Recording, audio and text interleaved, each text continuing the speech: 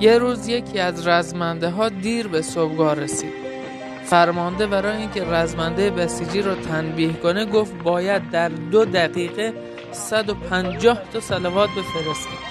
بسیجی دید نمیشه ولی کم نیاورد، رو کرد به گردان و گفت کل گردان صلوات. کل گردان که 400 نفر بودن صلوات فرستادن. بعد بسیجی به فرمانده میگه 150 تا برای امروز، بقیه‌ش هم برای فردا.